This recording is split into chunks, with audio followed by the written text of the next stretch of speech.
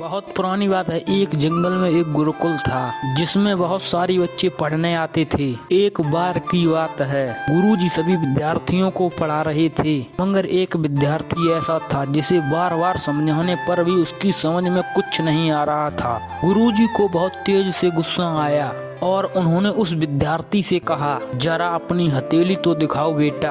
विद्यार्थी ने हथेली गुरुजी के आगे कर दी। हथेली देखकर गुरुजी बोले, बेटा तुम घर चले जाओ, आश्रम में रहकर अपना समय व्यर्थ मत करो, तुम्हारे भाग्य में विद्या नहीं है। शिष्य ने पूछा, क्यों गुरुजी? गुरुजी ने कहा, तुम्हारे हाथ में विद्या की रेखा नहीं है। गुरुजी ने एक होशियार विद्यार्थी की हथेली उसे दिखाते हुए कहा, यह देखो, यह है विद्या की रेखा, यह तुम्हारे हाथ में नहीं है, इसलिए तुम समय नष्ट न करो और घर चले जाओ और कोई काम देखो।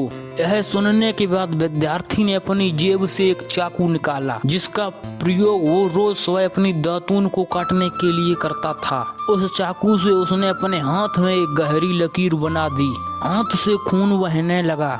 फिर वह गुरुजी से बोला, गुरुजी मैंने अपने हाथ में विद्या की रेखा बना ली। यह देखकर गुरुजी द्रवित हो गए और उन्होंने उस विद्यार्थी को गले से लगा लिया। गुरुजी बोले, बेटा तुम्हें विद्या सीखने से कोई ताकत नहीं रोक सकती।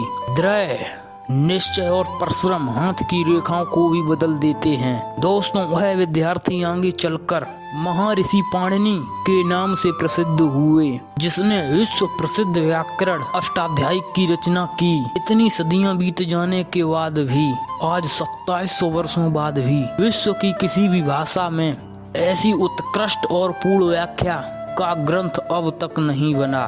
तो दोस्तों, इस कहानी की शिक्षा ये है कि लोग चाहे जो भी बोलें, हम हर एक को गलत साबित करते हुए अपनी मेहनत और कठिन परिश्रम के दम पर जो चाहे वो सब कुछ हासिल कर सकते हैं। तो मिलते हैं दोस्तों कल अगली वीडियो, तब तक के लिए बाय बाय।